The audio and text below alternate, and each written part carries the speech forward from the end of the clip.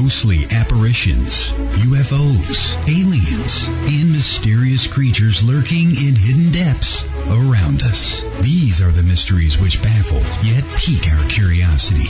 Will we ever prove their existence? Welcome to Paranormal Experienced Radio. Listen as your host and seasoned researcher Kat Hobson discovers new evidence, bringing us closer to the truth with informative guest interviews, the latest paranormal news, investigation advice, and equipment tips. Kat is the lead investigator with SCARE, located in Birmingham, Alabama, and feels that her gifts were given to aid individuals in distress in what should be their safe environments. Now here is your host of Paranormal Experienced Radio, Kat Hobson, on Let's Talk Radio. Good evening. Welcome to Paranormal Experienced Radio. I am your host, Kat Hobson, and I just want to tell everyone that I am so pleased about tonight's show. This particular guest is someone who is fast becoming a friend. I enjoy him. I enjoy learning about his locations. I've spent so much time researching them, and it's just been really neat to get to know him some. And Robbin Terry, no further ado, welcome. How are you? I'm doing great, Kat. I appreciate you having me on. It's been a lot of fun waiting for it, and so we're here together tonight. I know, and that little teaser interview that we did at Scarefest last year just whetted people's appetites for learning more about you. I've had so many people say, "Who was that? What does he do?" And it's just fun to say, well, he owns some of the most haunted places that I've ever heard about. So they just think that's the coolest thing. And what was even more fun was that I aired that over the Halloween show. So that was a good time. Yeah, that sounds like a spooky time to do it for sure. Well, it was right by the Key West Cemetery, so that was even better. And I actually saw an apparition because there was a person riding a bike that went by me and never showed back up. So that was pretty neat. Just a bonus. It was. And not nearly as much fun as, well, actually, it probably was as much fun as all the people that wind up showing around your places. So, you've been a salesman in insurance forever. You've done all kinds of stuff. You have one of my favorite vehicles on the planet. And, now here you are with haunted locations. How did you get interested in doing paranormal things? It just seems so off the beaten path. Yeah, it's, I've never been one that's really kind of gone down the straight highway with, as far as my profession of being in the insurance business. But we ran a haunted house at the building that I owned for about 10 years. So I kind of, the haunted stuff kind of goes alongside of the paranormal. And I had a couple of girls one time come over from Midwest Paranormal Society and asked me if they could do an investigation here at the building. And so I figured, what the heck, why not? So, so they actually did the investigation here at the theater and called me up a couple of weeks later and said, we really didn't get anything, I don't think, but, we'll let you know. So they called me about a week or so after that and said, we need to come over and talk. And some of the stuff they got was really very cool. And it didn't really surprise me because, I was building my office in the theater in the front of it. And when I was building that, we had a lot of experiences with motion sensors and motion lights going off and on, and just like hearing voices that, there was nobody here but maybe myself, and hearing voices in the building. So that kind of piqued my interest, when I bought the place back in 99. And so when they came out and wanted to do something like that, it just, it made it so much easier just to kind of get involved. And so I joined their team and started doing some stuff with them. And, it's been a lot of fun. And, we just kept compounding, with things, doing everything from then on. Well, I just think it's just so different, because I became interested because I would have experiences and I didn't really know what was happening, or I did know what was happening. I didn't know why I was having them. And so when you started doing this, do you have like any sensitivity to spirits? Do you have any kind of a background with that? Or is it just an interest level? No, it's all interest because I'm about as sensitive as a rock, and so that's what my producer says he is. But when I go out to places, then people I've investigated with a long time and that have known me for quite a while, even before investigating with them, if something happens to me or if something comes across or I get touched or something along that line, they kind of put a lot of weight into it because first off, I would rather go into a location and say, I've never felt a thing. I didn't get anything than ever making anything up. And, I'm a skeptical believer. And you pretty much got to hit me upside the head before I'm going to believe that there's something there. That's so interesting. And, it's really weird because you bought these places. Did you know that they were active when you purchased them? I know that you did with Ashmore. Right. Yeah. With Ashmore, I did. With the theater, when I bought that, it was basically because I wanted a place where we could have an office. And so that's what we did. As we built the office, that's when we started realizing there was something else going on here. And we didn't really think anything about it too much at all. But then as we started building more and doing more things here, and then after we built our house inside the movie theater and did the investigation here, then we realized that there's stuff here in the building with us. And I still hear voices every once in a while, not as much, but I kind of think my theory of that a lot of times is like, oh, it's just him. He's here all the time. We're not going to talk to him. And so I don't catch a lot of voices like I used to, but every once in a while I hear something. Well, something that I found fascinating was when you started doing the investigations at the theater, you actually built your home there. Right. Yeah, I bought the theater in November of 99. Right. And after we were here for a couple of years with the building and everything, I told my wife, I said, we're here all the time. We ought to just build a house inside here. And she's like, well, there's no windows. And I think you just cut those out of the concrete block. No big deal. And so about 6,000 pounds of concrete block later, we have windows in the building. We build a 2-story house inside here, and we live here. And it's haunted. We have a ton of EVPs we get out of here every time we do investigations, but there's nothing here that bothers us. Right. We've had that one situation that's came up over the last few years that we've encountered here in the building, which is really, really baffles me still to this day. But it hasn't bothered us. So hopefully. Well, what is it that baffles you? Well, and I don't know if I ever mentioned to you when I was here and talking to you down in Birmingham, but we had, I was doing, it's kind of I'll try to make a long story really short, but we did you can make it long. It's okay. Okay. We've got 2 hours. Oh, all right. And I like the details because, like you said, you're not sensitive as a rule. So if there's something that intrigues you, I want to know about it. Sure. Well, what we were doing is I call them newbie nights. I had about 10 people here that never investigated before. And so they were coming out. We're doing an investigation here at the building. And so we started wandering around the building. And I always take a recorder with me when we do the session, when we walk around, take a tour, and I record everything. So when we get done, it takes about 45 minutes to do that.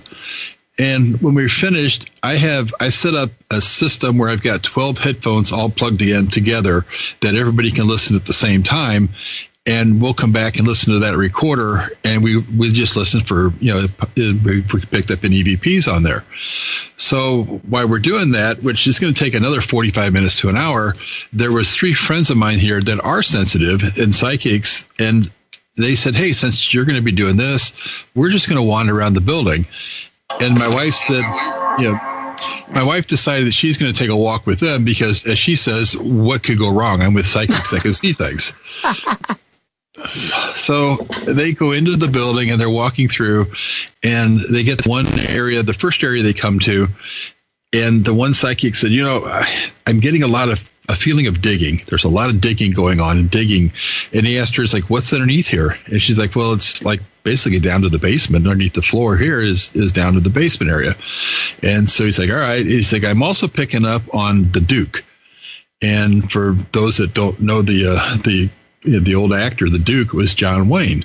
And he's like, I'm picking up on the Duke. And so he was sitting there and he kept looking at it. And we actually have some 45 records on a ceiling in one of our rooms in our house that I did the whole ceiling out of 45 records. And he's like, he said, the song It Ain't Me by Creedence Clearwater is just running through my mind like crazy. And he's like, so I'm not sure what that's all about, but he said that, that song's just coming through my head. And so they went upstairs into basically in our second floor of our living room area. And he was wandering around up there and he's like, there's this armoire has a lot of energy attached to it. And he said, it's really strong. And he said, you just need to kind of watch that energy attached to that armoire. So Norma, they decided to go on downstairs and he said, all right, he said, they're going to go into the basement area.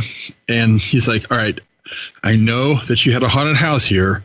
So I think my mind's fooling me thinking that because I'm seeing clowns in this haunted house and I know that you have clowns. So I'm not too worried about it because I know there's clowns there. And so he said, we're going to go down to the basement. And he's like, I'm also seeing a jail cell. He's like, I'm picking up on a jail cell in the basement. And so they walked down. Well, we actually had a room set up down there that it was kind of like a laboratory. Well, I had a Jacob's ladder in there, which is about 50,000 volts. And we set it up behind bars, which looked like a jail cell. And so, because I wouldn't touch it, obviously. All right. So we had that down there. And he's like, okay, well, there's the bars and the jail cell that I was seeing. And they wandered around a little bit more in the basement. And he's like, okay, here's the clowns. He said, which I thought I saw, but he said, I think subconsciously I thought you were going to have clowns here because you had a haunted house, which they kind of go together. But then he said, I've seen a lot more digging. He said, there's a lot more digging going down here in the basement. And he's like, I don't know why. He said, but there's just digging going on. He's like, is Robbin Terry digging down here? And Norma's like, no, not really. I mean, I put some sump pumps in downstairs in the basement, but that's it. So then they decided to go upstairs and sit in the theater room and try to sort it all out. So they're sitting in our theater room and, they're trying to put this all together. It's like, what's the Duke and the digging and the jail and the clowns and all this stuff have to do with anything? And at that point, Patty, one of the other psychics that was there, Norma, my wife, is sitting on the floor back by the double doors that come into the theater room. And she told us, like, Norma, John Wayne Gacy is sitting right behind you.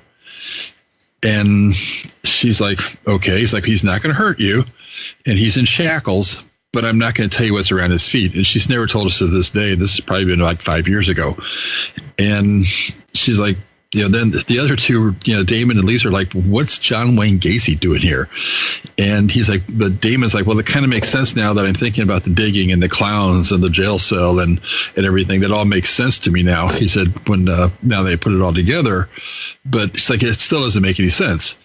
Well, Norma told him, she said, when she was in college, her roommate from college, her brother was killed by John Wayne Gacy. And there was two other guys with him that night sitting in there. They're just kind of wandering around with the group. And these guys handled the paperwork when he went to prison. And I should kind of mention it because most people know who he is, but some may not. John Wayne Gacy was a serial killer out of Chicago that killed about 32 or 33 boys.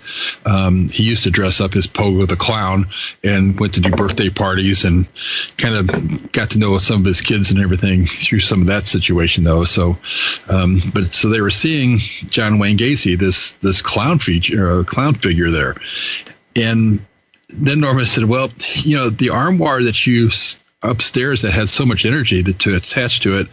So that was actually owned by the attorney that represented John Wayne Gacy. And it's like Robbin bought it from her at she was having an estate sale and she was clearing out some stuff in a summer home and he went out there and talked to her and bought that from her as well as a lot of other furniture that she had there at the house. Now, he never touched that armoire. He didn't have that armoire. I mean, it wasn't his possession. Right. But then I found out later, though, that he did 3 paintings for her. And he painted these 3 just for her when he was in prison and gave them to her when she visited him one time. They were talking about, legal things. And she used to keep those paintings in that armoire. Now, what's really kind of weird about that armoire is that when I bought it from her, I cleaned everything out. The paintings weren't in there. I did have the paintings in my hands at one time. I held those paintings that he did. And in fact, I actually offered to buy them from her, but we didn't work out a deal on them. But that armoire, we cleaned it out. I brought it home. I refinished it. We took it upstairs, and it's locked, and it's never been unlocked. We couldn't even, I have no idea how the thing got locked, why it got locked. And it has like a skeleton key to it, and there's like a little deadbolt there. And I've turned it upside down, trying to tap it, thinking maybe it just slid into place or something like that when we carried it up the stairs. But it's locked and doesn't want to unlock. And I was told kind of to leave it locked and not to bother with it. And so, when he was, we haven't had any really encounters with him whatsoever since. But that was probably about 5 years ago, I think, is when they first were here. Until February of this year, I had another friend of mine who's a psychic that's never been here before, didn't know anything about this at all. And he showed up and he said, he's like, hey, I need to talk to you sometime. And I said, all right, because I went back to go to the bathroom. And he said, I looked up the stairs up there to your house, and I saw somebody stand at the top of the stairs. Right. I'm like, okay, that's cool. I said, who'd you see standing up there? And he's like, it was John Wayne Gacy. And, he was really kind of apprehensive about telling me. I'm like, oh, he's back. And he's like, what? And I said, he's back. And he's like, you don't sound surprised. I'm like, no, we've had an encounter with him already here. And so, we talked a little bit more about it, and he went upstairs, and I didn't tell him anything about it. But he went upstairs and was looking around, and he picked up on a few other things. And then he went over to the one armoire, and he said, there's a lot of energy attached to this armoire. And he actually told me, he said paintings. He said, he's telling me that he used to keep his paintings were in this armoire. I said, yeah, they were. And he didn't know this. And there is a documentary out about this that Brad Kling from Ghost Lab did. But Brad didn't know at the time that he shot this that those paintings were kept in that armoire. We found it after he already released the production of Strange Curiosity here. And so Tony wouldn't have not even known that unless he talked to me personally or listened to a radio show or something like that. So, but yeah, so he picked up on the paintings that were in there, and he said that Gacy was pretty much protecting that cabinet because there was energy still from those paintings in the cabinet, and he just wanted to make sure they were safe. So it's kind of a weird encounter. Would I believe it if somebody told me? No, probably not. But when it happens to you personally, you really start wondering. And it's a whole different ballgame at that point. Oh yeah, especially when it comes right out of the blue. I've done some research on it. He did live in Springfield, which is about 15 miles from me. It's weird because the coincidentals and the synchronicity of this whole thing was just bizarre, because I found out a lot of stuff after Brad had done the Strange Curiosity episode. I talked to somebody, and they found out, and they told me that he lived on a street in Springfield called Normandy Road. Well, my wife's name's Norma, and her dad's name's Norman. And there's thousands of streets in Springfield, and for him to live on Normandy Road is just really weird that happened. That is weird. Yeah, he ended up marrying, or was going to marry, a girl by the name of Myers that lived in Springfield, and my mom worked at Myers Brothers. And so it's just, there was just a lot of weird little things that came into play with it. But I don't know. We've not had any problems, with him here. Since then, I don't let teams try to call him out when he's here or try to contact him when they come to investigate, because for a long time, probably 75% of the time that we did investigations here, I've always had some heart issues for the last few years. But when teams came here, if they started talking about him in the building, my heart went into atrial fib, and it started racing. And one of the nights I actually had to go to the hospital because it was running about 160 for about 4 hours straight. And I had to go up and have that rebooted. So, you're so nonchalant about those things. Well, and being involved with EMS and all too, that kind of helps out some there. But true. But it was, that's happened a couple of different times that we've had it. In fact, about 75% of the time we were doing investigations, it was. It was happening. Yeah, my heart would go into AFib and all. So I finally told people that they could no longer bring his name up or anything, or they're going to have to leave, because I didn't want to take that chance.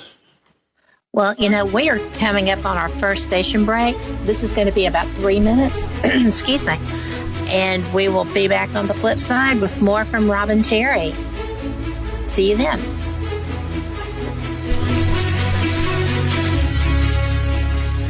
it absolutely, positively has to be the best. WGOG DB Clearwater. Let's talk. Shopping, dining, beautiful lakes and rivers, and a monster?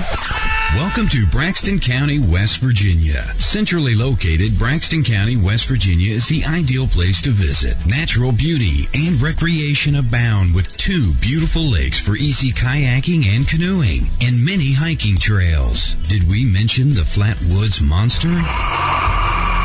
That's right. Visit Braxton County, West Virginia's Flatwoods Monster Museum and not only learn about the Flatwoods Monster, but walk in the same footsteps as the people who witnessed it. Nearly all of our attractions can be found within a few miles of Interstate 79. Visit us online at braxtonwv.org. That's braxtonwv.org. Braxton County, West Virginia. Center yourself here.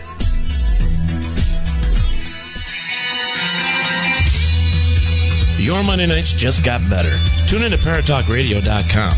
We are your paranormal talk. On the air, on the web, and in the field. We have guests from all over the paranormal world. We discuss ghosts, hauntings, Bigfoot, UFOs, and more. Check us out on Facebook Live on Monday nights at 8 p.m. Eastern at Facebook.com/ParatalkRadio.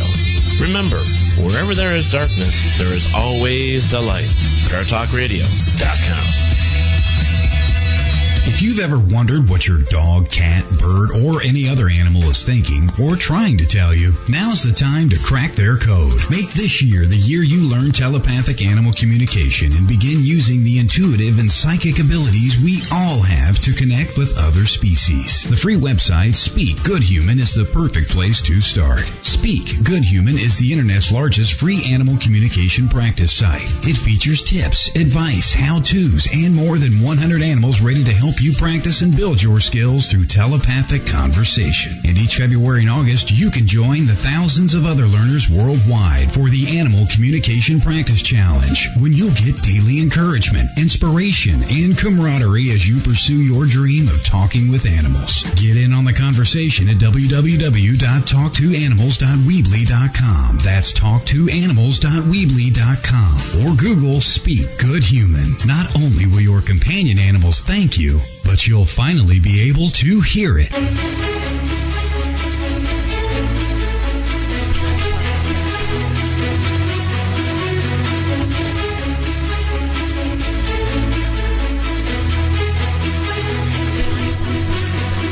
Glad you're joining us tonight. This has been quite a week, and I know that there have been solar flare storms and all this other stuff that are supposed to be affecting people's energy. And I'm going to tell you that right now, this girl's a believer. But we are so excited to be back with Robbin Terry, who is the owner of Ashmore Estates and the Haunted Art Theater. He's also the manager of the Rhodes Hotel. And when I have been doing my research on all of these locations, they're pretty astounding. You had mentioned, Robbin, at the theater that, well, I don't know if we've talked at other times about you doing the investigations there to benefit St. Jude's Children's Hospital. And you said that because of that people tend to actually get almost a performance level from the spirits there. And I find that interesting because, if you go and tell them, I really want you doing this, so why don't you just do both? That's the most uncooperative experience of my life when somebody actually tried to do that to a spirit. It was unbelievable. But you don't really have that problem, do you? No, what we've done here at the theater is... there you go. Kind of breaking your phone up there, or I am. I'm not sure which way, but at the theater, what we've done is I used to do a lot of stuff with St. Jude Children's Research Hospital until I met a good friend of mine, Mike Couch, with Lost Limbs Foundation, and I started doing stuff with him. But what we've done is anytime we do an investigation here, we don't charge much for doing the theater, but we donate every dime of it to Lost Limbs Foundation to help the amputee children out. And at the beginning of the night, when we start taking everybody around, I always tell the spirits in the building that these folks here have made a donation. We're going to send it on to help children that have our amputees, and we appreciate anything you can do to help them out, let them know you're here, and talk to them. So that seems to work. I don't know that it's actually working, or if it's just they're going to do it automatically. But I did have a friend of mine one night with Riverbend Paranormal, and Brian Murray was here with his team, and they've been here so many times that they came in and I said, "You want to do a tour?" And he's like, "No, we don't do that. We're just going to get going." I'm like, "Okay." So I went in my office and sat down like I normally do while they're investigating, and he came in a couple hours later and said, "Man, things are quiet tonight." And he's like, "It's just unusual." I said, "Well," he said, "What's the difference? Why tonight is different than any other night?" And I said, "Well, the one thing we didn't do is the walkthrough. We didn't do the tour of the night." And so he said, "Well, take the ones that haven't been here and let's do it." So we took 2 or 3 people with us, and I went back to the building and told the building, and I never lie to anybody in the building about it. I mean, if some friends just come in and investigate, they're on their own. But if they come in and make a donation that we're going to send on, then I always tell the building that what they've done. So we did that, and he came down. He's like, things started picking up. And he said, we started getting some things. We started getting some hits. So we had some voices that we heard. And he said, so it's like, for some reason, it just seems like it triggers the spirits in the building that they're wanting to do it, just because they know that we're here to help some charities. That's so cool. But I think that's one of the neatest things about you, is that everything that you do basically is just for charities. And, you actually do all the things. Have you ever turned anyone down? Not that I really know of. And I mean, if it's something that I feel comfortable with doing, then I'm going to try to do it. And I mean, if it's a charity that I'm not familiar with, or I've just never really had any interest in it, possibly, just because you can only do so much. And even like with Ashmore and all, I mean, that's a friend of mine, Tim Miley. He puts on an events all the time called Pawgraphs, which he does. Basically, he goes out and raises money for rescue shelters in the areas. And so I talked to him last year, and I said, "Hey, Tim," I said, "we've never done an event at Ashmore Estates." I said, "I'd love for you to come down and do one." And he said, "Well, let me know what it's going to cost. Send me the numbers and everything." And he said, "I'll see what I can put it together, see what it costs to do it." I said, "Well, I didn't plan on charging anything." And he's like, "What?" I said, "No." I said, "You can have from Friday night to Sunday. It's the building's yours. Do what you want." And I said, "You can put an event on." And he said, "You've actually almost got me in tears right now." He said, "Because nobody's ever offered that much to me to do something like that." I'm like, "Well, you're doing something to help, animals and dog rescue shelters out and all." And I'm like, "I'm not going to charge you." So he's coming down, and they're doing one in June. Is that the photographs? Right. Yep. That's the one. Oh, everybody I know who is participating with that is so excited about it. And you tell him that I am one of the biggest dog rescue people, and I would not mind volunteering my time to help with that too. I think for next year's or whatever works for him. But I think that is just wonderful. Yeah, he goes around and puts them on quite a bit. I mean, they've raised quite a bit of money at different places and all, and he's hoping he can really break some records at Ashmore because there's no expenses involved. So, he doesn't have to worry about taking anything out, to pay for anything. So he's coming out and doing that. He's got quite a few people coming out to to be part of it, and so I'm kind of looking forward to it. I think it's going to be a lot of fun. Well, I think it is too, and I'm excited for that. I hope he makes all the money, because that's just too cool. Now, you had mentioned Brad Kling when he came out to film Strange Curiosity. And how did that come about? What was it that drew him to that? Well, when he came out to the theater to do it, we actually, I met a girl down at Memphis at St. Jude Children's Research Hospital. We had the Mystery Machine down there one weekend, and took it down there to take it to St. Jude just to let kids come out and see the van. And we met this girl down there who was just getting ready to graduate high school that year, and we kind of hit it off pretty well and all. So Norma and I were down there with her, and she sent us an invitation to her graduation, high school graduation. So I told Norma, I said, hey, I said, you want to fly to Texas and go to graduation? So we did, and we decided to do it. So we flew down to her high school graduation, and while we were down there, I said, well, Brad Kling's not too far from here, Brad and Barry. I said, so let me see if I can get a hold of him. So we got a hold of Brad, and we had dinner with him, and we were telling him the whole story about what was going on. And he's like, this is perfect for what I'm doing with Strange Curiosities, and because I want stories that are like, how could this happen? He's like, what can make this, not so much the paranormal side of things, but this just doesn't make any sense. How can stuff like this happen? So they drove up from San Antonio, Texas, about 16 hours and shot the episode here over about 3 days. And it was pretty interesting because their crew caught some stuff that they didn't plan on catching. When you go to something here and do this, you're expecting just to come in and do the story and walk out. And one of their crew members was really, what we did, they were downstairs shooting B-roll, just basically shooting some pictures and some photos and everything downstairs.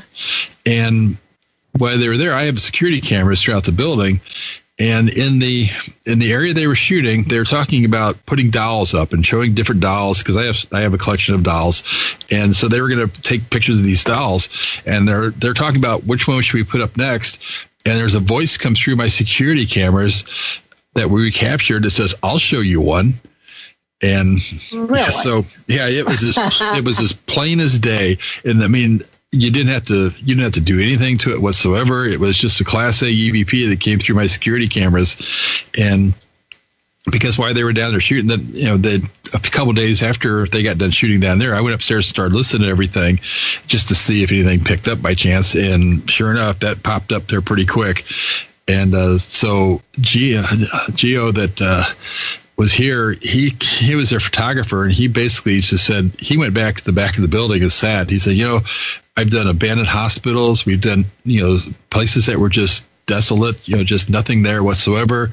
And he said, I come here into your house, and he's like, I pick up something that's talking to us. And he said, it just, I can't handle that. He said, it's just more than I expected. So it took him a little while to get himself together, just because he wasn't expecting something like that to come through. Right. Wow. Well, I know that, I admire their work. I think they do such a great job. And I just find it fascinating that he was taken aback, or people that worked with him were taken aback, because they experienced so many things. It just seems odd for that to bother them at all. Yeah, I think it's the setting. I think when you go into an abandoned hospital or something like that that's just really creepy, you expect that to happen. But when you come into some place, you're like, this is his house. This is kind of cool. Okay, let's go ahead and shoot this. And then you have that experience. It's like, wait a minute, this shouldn't happen. It's kind of like people that go in to investigate locations, and the place is really nice, and they're there's nothing here. It's too nice to have anything. It's like, that doesn't make any difference. No, there's nice places too. Yeah, it's like, it could be just the grounds that are there. It could be anything. So there's no reason for them, to suspect that you're not going to get something in a brand new structure. Well, because it's the land. Right. I mean, quite often we get called to investigate fairly new homes all the time, as well as ancestral ones and, things that are handed down. But it's never failed that if somebody is having pretty intense experiences, there is land history that backs up some of the things that they're seeing or hearing. So It doesn't, like you said, it doesn't have to be ancient and decrepit. No, that's what, I tell people when they go out to investigate, even like at Ashmore or even here, we've got rooms set up basically for people to, to put their equipment in and stuff like that. And they never investigate that area. Like, I'm not telling you this area is free of ghosts or free of spirits or anything. You can investigate in here. There's probably stuff happens here, but they all like, oh, I'm not investigating there. That's like the safe zone. So they skip that. There are no safe zones that are guaranteed. Nope. And one of the spots, the busiest spots out at Ashmore is the team room area that we have set up, and most people don't investigate in there. That's odd. The fascination for me with Ashmore began with Christopher and Rachel talking about it, and the pictures from it, and the wedding, and all the things. And I didn't realize when I first met you that you were who owned that, because it was just a crazy week for me. And I didn't really get a chance to sit down and talk with you much. And then at Scarefest, when I actually did get an opportunity to speak with you, it was just crazy busy. And all these people were right in the middle of,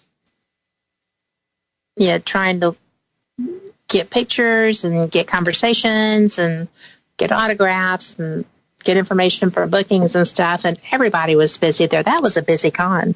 Sure. It always is. I know, that was my first time. I hope to go back. I really enjoyed covering that event and getting to meet people like you to have conversations with, and seeing, old friends too. It was just a really neat place for me. But how often, when you tell people that that's what you own, do they just kind of look at you like, I think I'm going to step back a moment here? Well, it was, I think most of my friends around here in Auburn, I'm in a small town, and so they always ask me about it. A lot of them don't want to go there, but they always are curious of what's going on out there. And, but I kind of came around, I bought that. It was kind of a fluke that I actually ended up buying it anyway. It was just one of those things that kind of fell in my lap, so to speak. Yeah. Well, how did you manage to actually get that? I know that when you took it over, it had been through several hands, and that it was damaged pretty badly in a storm too. So it lost its roof and things like that. So how did you actually manage to A, get it, and B, make it to where you weren't concerned about the safety? Well, I'd actually been out there. I think it was September of 2012. I was out there and was going to investigate and help a friend of mine. He had a big group coming in out there, and he asked me if I'd come out and give him a hand with it. So I told him I would. And when I got out there, you really didn't. I mean, there was so much haunted house stuff in there, you couldn't even get around. I said, so we couldn't even keep track of the people that were there. So it's kind of like everybody's going their own direction, and it's like you could have. You'd have maybe 15 people in an area that was about 15 by 15, about 175 square feet, and you wouldn't even know they're all there because they had these fake walls and everything up. So I kind of got discouraged. It's like, I'm just going to go sit in my car, and if you need me, let me know, because you can't do anything here with too many people with this. So I kind of wandered out, and then when they went after the roof blew off, and then they decided to sell it at auction, I was somewhat tempted at that point, but I'm like, nah, it's 2 hours away from me, so I don't want to. It's too far. So I didn't do it, and then it was sold at an auction, and I kind of just didn't pay attention to it for the year and a half or so there. And then I got a phone call one day about a guy that wanted to buy some haunted house props because I was selling all the haunted house props I had because I wasn't going to run a haunted house in the theater anymore. Right. So he scheduled a time, came out and looked at the props, and we started talking a little bit, and he wanted to buy a ton of props. So we were walking around, and I told him, I said, I actually live here. He's like, really? I said, yeah, we built a house inside the theater. And he said, any chance you could take me on a tour of the place? That'd be cool to see. So I said, yeah, sure. So we did that. So we're walking around upstairs, and we walked to the first floor, got to the second floor. And I said, where's your haunt that you've got anyway that you're buying all the props for? And he told me, he's like, I'm building a new one in Indiana. He said, I'm going to sell the one I've got. And I said, which one do you have now? Because being in the haunted house business, I knew a lot of the haunts in the area. And he said, I have Ashmore Estates. And I'm like, really? And he said, yeah. He said, I'm gonna sell it. and I asked him what he wanted for it. And he, and it's not, I mean, it's pretty much public record anyway, but he wanted about $28,000 for it at the time. And so I said, so you're going to sell it? He said, yeah. I said, I'd be interested in taking a look at it. And when he mentioned that he was going to sell it, I think my wife's exact words were like, oh crap, only a little stronger. And so we took off. It was a Easter weekend that we went out there, and we walked through it, and the place was a mess. I mean, there was stuff everywhere, just junk all over the place, water coming through. You could see the water was in the place. It was just a nightmare. And that didn't scare me. It just made me feel a little bit better because I knew that I could probably buy it at a lot cheaper price than if I was in great shape.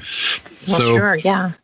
So we talked a little bit, and so I called him back up after we went out there and tried to work out some things with him. And we ended up trading him some props that I had, and I actually had an old hearse that he was interested in. I traded him an old hearse, traded him some props, and some cash, and bought the building. But I mean, it needed a lot of work, and I was hoping. I mean, there was no roof on it. There'd been no roof on it for a year and a half. The roof blew off. He didn't bother to put anything. Didn't bother to fix it. Did nothing with it. It really had been untouched since the day he bought it at the auction. There was no windows in the building. All the windows were broken out. There was no way to secure it. I mean, it was just bad. And so when I bought it, I went out there and I kind of, I think I told about 10 people that I was buying the place. And I posted on Facebook the day I bought it. I said, the only thing cooler about owning one haunted location is owning two. And so I posted a picture of Ashmore Estates, and I think my phone blew up. And the battery was drained in about 15 minutes because people were calling me and sending me messages and everything about it. And I actually had some friends that came out and helped me that day. They came out the next day. We closed on a Friday. Saturday morning, they showed up. We started cleaning the place out. The next weekend, we had more people showing up. We couldn't have done what we've done had it not been for the people in the paranormal community, because they were out there so much and helping us with so much of the place. I mean, it was amazing. I was hoping to have a roof back on the place by September, and we actually ultimately had it on June 1st. So it didn't even take me 30 days. Wow. To get it. Now that's paranormal unity. Yep. I mean, I still had the regular job to take care of too, but yeah, I had people showing up, and in fact, my son and I were up there working on the roof one day, and I told him, I said, it's been a long 3 or 4 days I've been out here. I said, I think I'm going to quit about noon today. And he's like, yeah, that's cool. That's when the time I need to head back to Wisconsin anyway. So we're just about ready to come down off the roof, and there's a white van pulls in. And I'm like, I have no idea who this is. So all of a sudden, there's probably 8 to 10 people got out of this van, and they're like, hey, we thought we'd come down and give you a hand. So I stayed on the roof for about another 4 or 5 hours that day, and worked up there. And those guys helped me out quite a bit so we could get the roof done. How great is that? Yeah, it's been great. We couldn't ask for more help than we've got. It's been fantastic. Well, did people just come from everywhere, though? Because your reputation is astounding. And did you have teams coming together to do that? I know that we have that happen sometimes when we have storms and stuff here. People come from everywhere to help.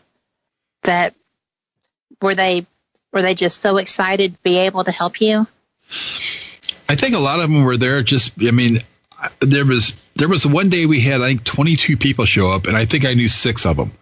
And so it was just people I didn't even know, but they knew the history of the building. And I think a lot of them were like, somebody's finally doing something to this place. Let's go help them. Because it sat for so long deteriorating. And I mean, I've got a good friend of mine now who I never met until I bought the place. And he said, another guy told him to come out there. He's like, I think you need to come out and talk to Robbin. He's like, I don't want to go out there. They're just trying to make money with that place and all they're going to try to do. And he's like, no, you need to come out and talk to him because I think you'll find out something different. So Philip came out and talked to me, and I showed him what I was doing, what I plan on doing. And we've become really good friends. And he's been out there numerous times to help me. And, it's the place builds friendship just by people coming out and doing things out there. Well, I think that's wonderful. And, I hear our music. We're up against our second station break here, and we'll be back in 2. We'll catch you on the flip side. Back with Robbin.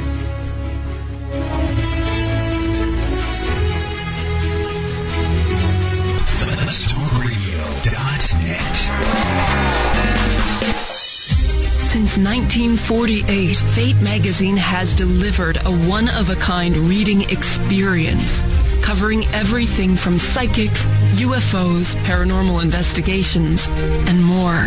To subscribe, visit fatemag.com or call 828-702-3032. That's 828-702-3032. Subscribe and find your true reports of the strange and unknown at fatemag.com. Haunted, a psychic story by author and radio host Ariel Grace. This is not your average book of hauntings. Haunted, a psychic story is written from a psychic perspective and contains true stories and some handy tips. Written in 3 parts, Haunted, a Psychic Story contains chilling adventures, advice from the archangels, and helpful tips used by Ariel Grace to clear haunted homes around the globe. Haunted, a Psychic Story is available on Amazon, or you can download straight to your Kindle. Haunted, a Psychic Story by Ariel Grace. Get your copy today. Grow your business. At Signorama, we offer customized solutions for signs, branding, marketing, and advertising. We have a full range of custom sign and graphic services to meet your needs, build your brand, and create your image. Look around and you'll see how our specialists help businesses enhance their visibility and get noticed. Let us work with you to understand your unique marketing goals and help you reach them. Signorama, the way to grow your business. Meet with an expert at your local Signorama or visit us online anytime.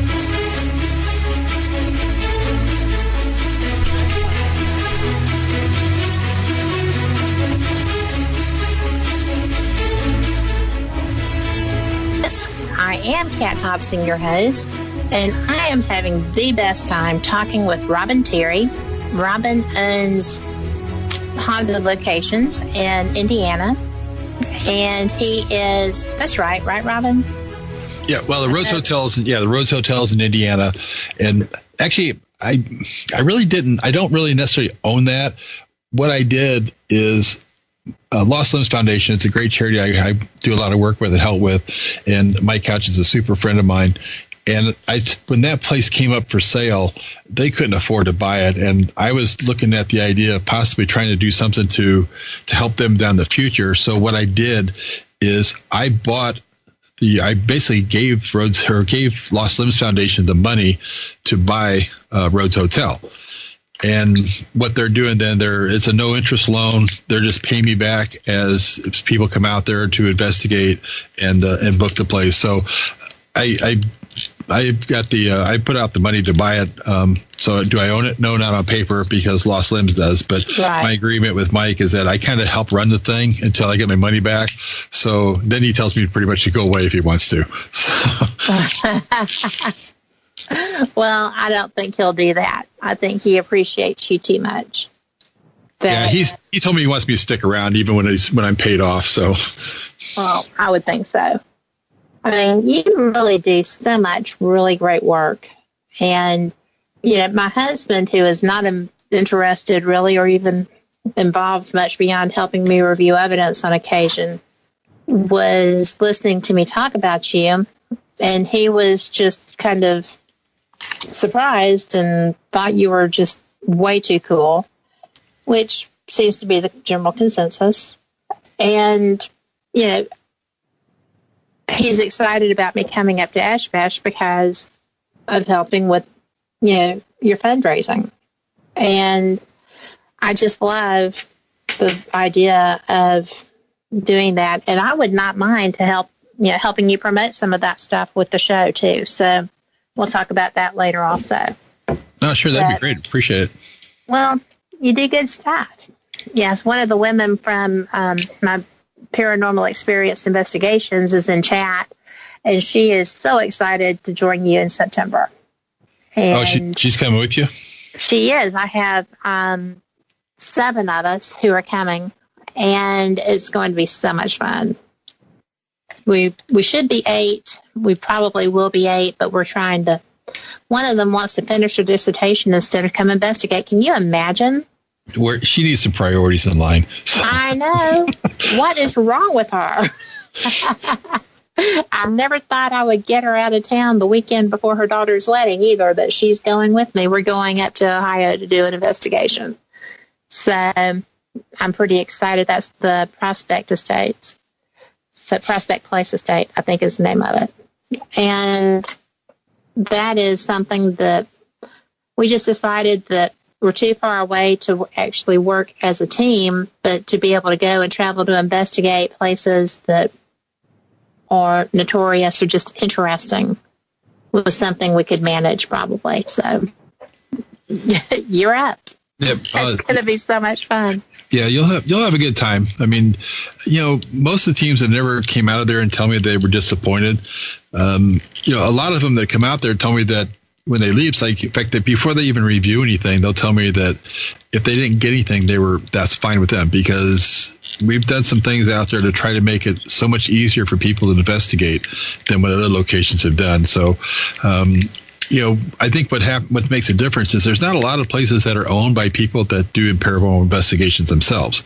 Right. So I think, when I bought it, my whole idea was to go in there and make the place the way I want to if I was going to investigate. So that's kind of what I did. We've set it up where I've got wires ran to the second and third floor. So when people bring camera systems in, if they've got BNC connectors or Ethernet connections, they can plug into the cameras. They can run them to any place on the second and third floor, and they can, rather than having to run wires of their own, we've already got them ran, so they're there. Oh, wow. Yep, so they can do that.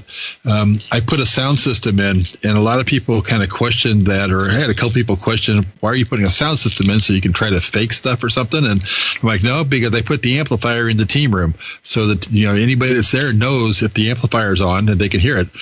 And one thing that nobody's really done out there, and I told them that they should try it, but people don't. A lot of times people have their own set ways they like to investigate, and I'm kind of one that likes to do stuff out of the box. And I said, take 6 to 9 recorders, set 2 or 3 on each floor, have everybody leave the building except for one person, get on the microphone and run an EVP session that way you're covering all 3 floors at the same time, 15 minutes, and you've done an EVP session on 3 floors in basically on 9 recorders in 15 minutes. And so they haven't tried it. Nobody's really tried it too much yet. So April 20th is actually the first time since I bought the place that I'm going to investigate. I'm usually out there working, and I've gone through with some teams, maybe sat in with them for half an hour, 45 minutes or something like that when they've done some investigations. But April 20th, we're doing a promotion for Lost Limbs Foundation.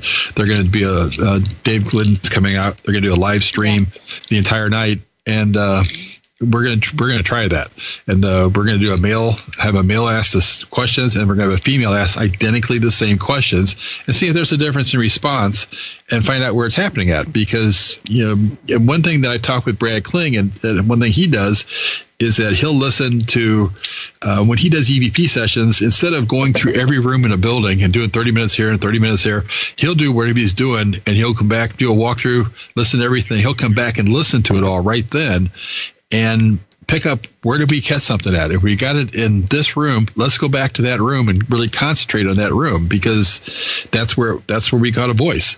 And so that's what they do. So I'm going to kind of do the same thing. We're going to cover, Ashmore is about 15,000 square feet. We're going to cover 15,000 square feet in about 15 minutes. Oh, good heavens.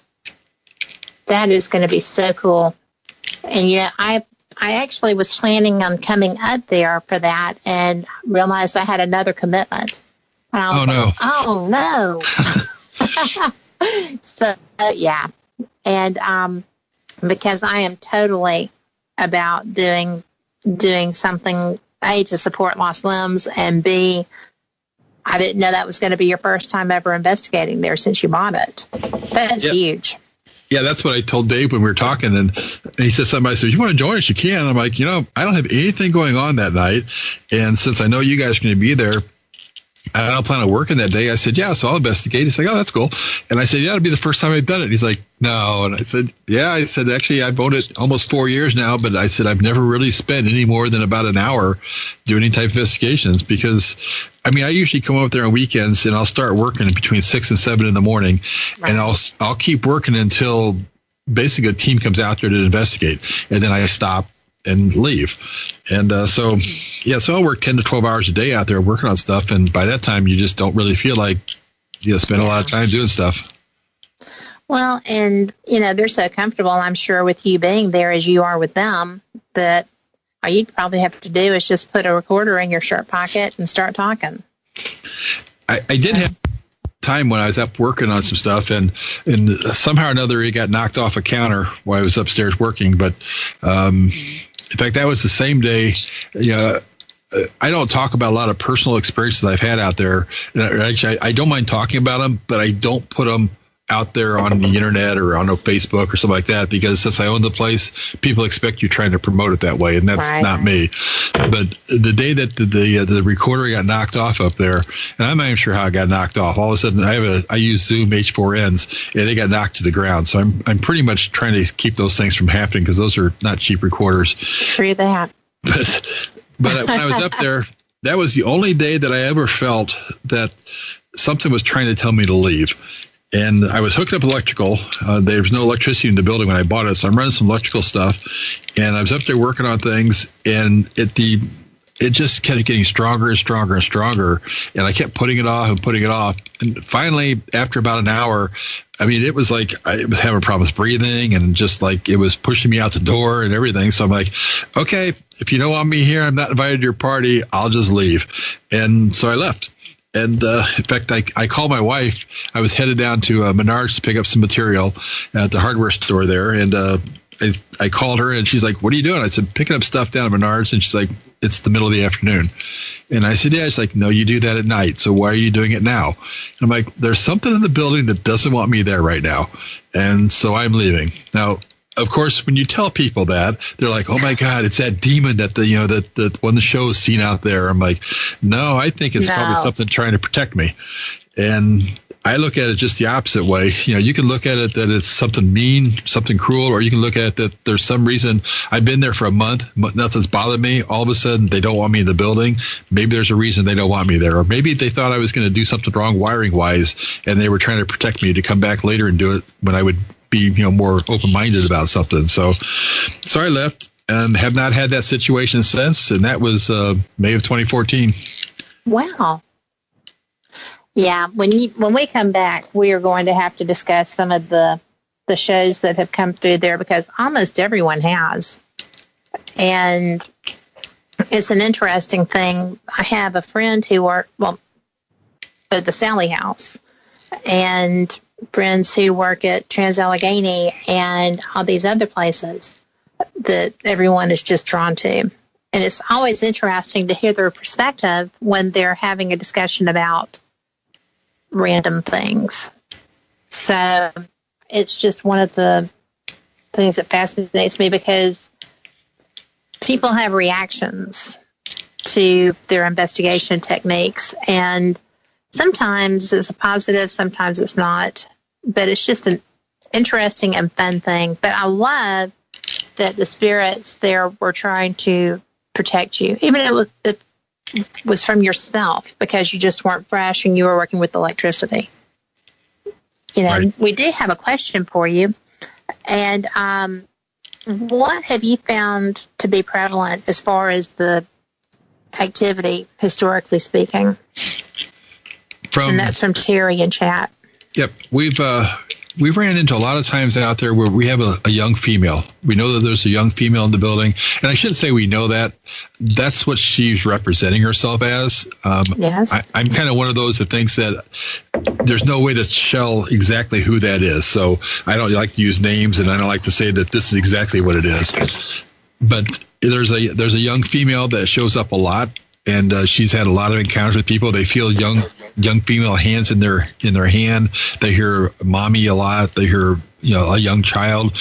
And we've had I know we got to go to break here pretty quick, but we've had an encounter with another young girl a living young girl that's had encounters with her. So when you get back from your break, we can talk about that, because that's been a phenomenal story. Yes. And that being said, we will be back. We are going to be gone for 5 for our top of the hour news break. Here's hoping that there's a little good news today. Always a good thing. And we'll be back on the flip side with Robbin.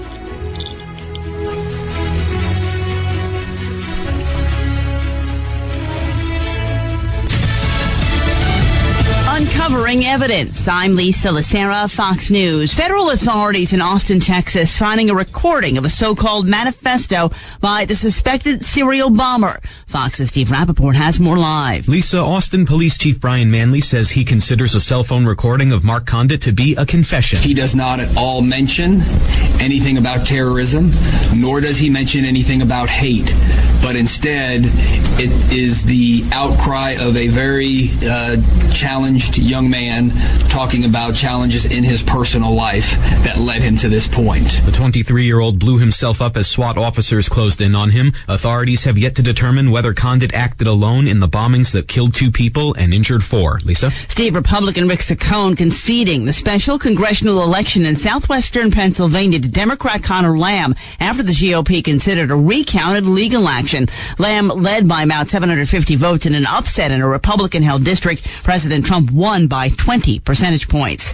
Days after a scandal broke involving Facebook user data, the company's CEO speaks out.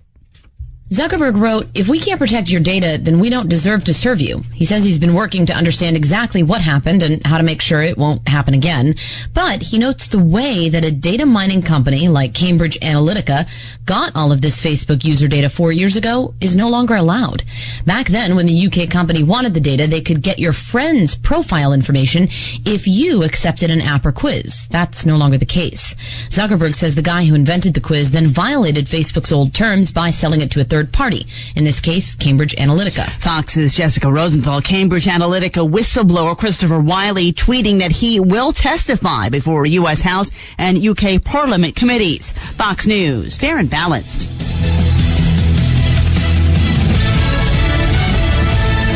Are you hiring, posting your position to job sites and waiting for the right people to see it? ZipRecruiter knew there was a smarter way, so they built a platform that finds the right job candidates for you. ZipRecruiter learns what you're looking for, identifies people with the right experience, and invites them to apply to your job. These invitations have revolutionized how you find your next hire. In fact, 80% of employers who post a job on ZipRecruiter get a quality candidate through the site in just 1 day. And ZipRecruiter doesn't stop there. They even spotlight the strongest applications you receive so you never miss a great match. The right candidates are out there. ZipRecruiter is how you find them. Businesses of all sizes trust ZipRecruiter for their hiring needs. Right now, our listeners can try ZipRecruiter for free. That's right, free. Just go to ZipRecruiter.com/newscast. That's ZipRecruiter.com/newscast. ZipRecruiter.com/newscast. ZipRecruiter, the smartest way to hire.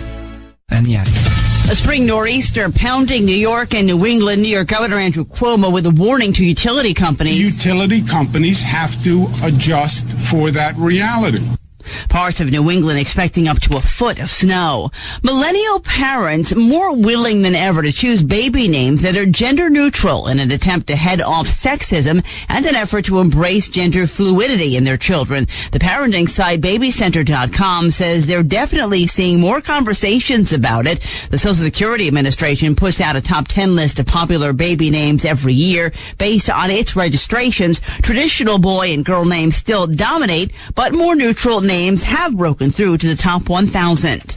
A new leader in the list of top places to work. Free cafes, rock climbing walls, massages, and other lavish perks still might not be enough to attract top talent anymore for Alphabet, the parent of Google. Despite being known for incredible employee benefits, Alphabet is no longer tops as the best place to work in the U.S., losing its title to a company known for being frugal and lack of a party-style campus, Amazon. This according to LinkedIn's rankings of the top 50 companies to work in 2018.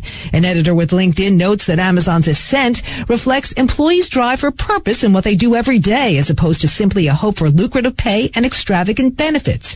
Rounding out the top 5, Facebook, Salesforce, and Tesla. Hillary Barsky, Fox News. 16 actresses, including Jane Fonda, Sarah Jessica Parker, Reese Witherspoon, and others, urging New York Governor Andrew Cuomo to raise the wage earned by tipped workers. The actress is sending a letter to the Democratic governor as his administration examines whether to eliminate the so-called sub-minimum wage paid to restaurant servers and other workers who make tips.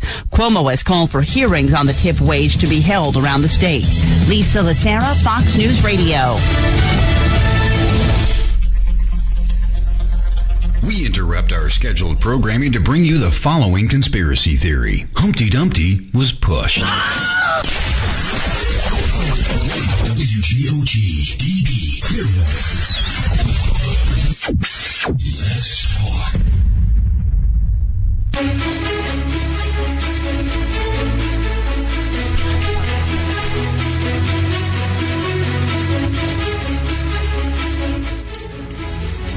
Paranormal Experience Radio. I'm Kat Hobson, your host. I am joined by Robbin Terry.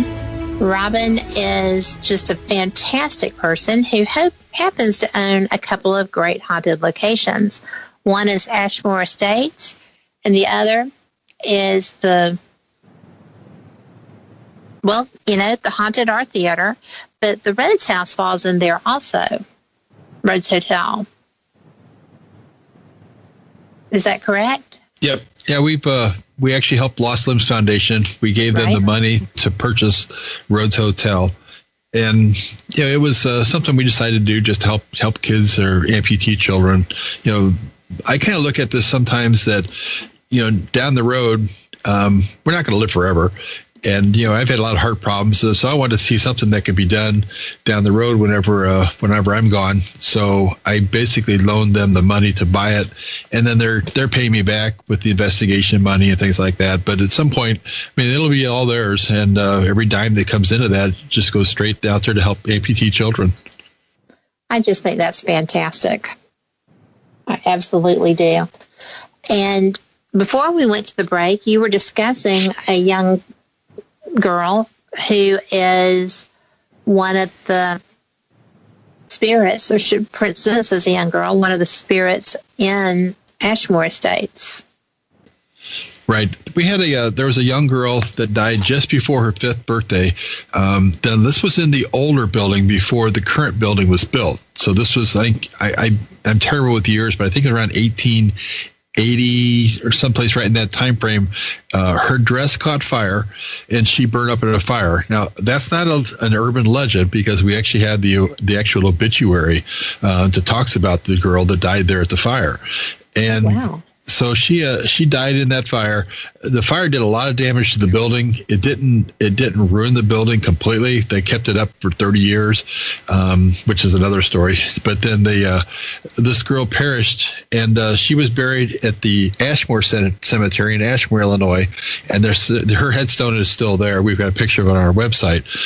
But this little girl is one that we feel, and a lot of people think that they're talking and communicating with her when they're in the building. Like I said earlier, I don't put a lot of faith in people that tell me that I was talking to Joe or I was talking to Sam, whoever they may have been talking to, just because we don't know that that's actually who they are. But in this situation, there was a girl that lived. There's a farmhouse probably a quarter of a mile from Ashmore, and there was a young girl that's about 7 years old, and that lived there in this farmhouse with her other siblings. In fact, you mentioned Christopher Booth. You've probably seen these pictures that he took of a bunch of younger kids there at Ashmore, and that's the family. Right. And so Autumn used to tell at night, Autumn would have some problems there at her house. She was having problems with she wouldn't get up to go to the bathroom if she had to go to the bathroom. She said that she told her mom that she couldn't do it because her friend told her it was scary, that it was something bad would happen to you when you went up in the middle of the night to use the bathrooms. So her friend also used to come down and sing with her. Her mom would sit there and tell me at 3 o'clock in the morning, she would hear Autumn in bed and they're singing, and she'd go in and say, "What are you doing?" It's like, "My friend and I are singing." And I talked to her mom one time and I said, if you feel comfortable with it sometime, ask Autumn what she looks like and what she's wearing. So she did one day. She asked Autumn, she's like, what does your friend wear? Because she finally started accepting, her mom started accepting the idea that, that she sees somebody, then she's communicating with somebody. So she wanted to see what she was wearing. And Autumn told her that she's got a dress on, and she's short. She's got a dress on. She's got long blonde hair, and her legs are all wrapped up with something. And which to me was basically that probably the gauze or something that they wrapped her legs in when her dress caught fire. And she told her that she had ribbons in her hair. She used to she had these ribbons in her hair. In fact, she told her mom one time she wanted ribbons in her hair just like her friend had. And she's like, do you know how hard it is to find ribbons for kids' hair now? It's like nobody has those anymore, like they used to have when when everybody was a little kid 50 years ago. And so she was having problems finding those, but she finally made some for her. But she said that when she went to school, they were doing the drop and roll type, and I forget the whole terminology. It's terrible. I'm an EMS and volunteer fire department. Stop, drop. Yeah, exactly. So they were doing the stop, drop, and roll. And her teacher said, we're going to show you how to do that. She's like, oh, my friend and I already know how to do that because we do it all the time, because she wants to make sure that I'm safe if there's a fire. And so, and then there was a day that her mom had some candles burning, and Autumn came in and put them out. And she's like, you can't burn candles here. She's like, why? She's like, my friend says they're dangerous. You can't burn candles. And she wouldn't let her burn candles. So, I mean, there's all kinds of situations that came up that her friend was telling her, and they were all really right around the idea that this little girl that died and perished in a fire from Ashmore. And I mean, I don't think that there was somebody there feeding, like somebody, imposter of trying to feed Autumn's head. Well, there was, but. So, yeah, but I don't think that they were trying to feed Autumn's head with lies about Elva Skinner that that perished in this fire situation. It was a whole weird encounter, but the bathroom thing went on for like 6 months. And I mean, I talked to her mom. We were trying to come up with some ideas what we could do, trying to do some things differently.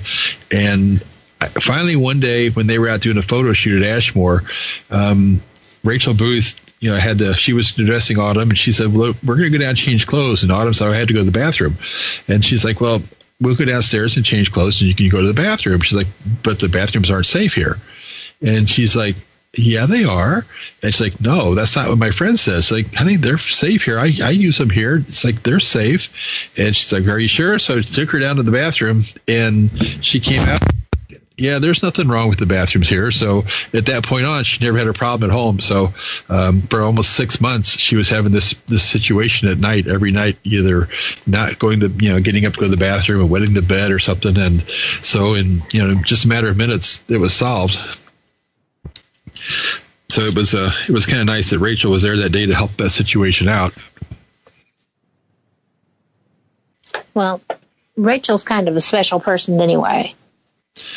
Yeah, she is. Her and I get along great. In fact, I was just earlier today on something we're working on.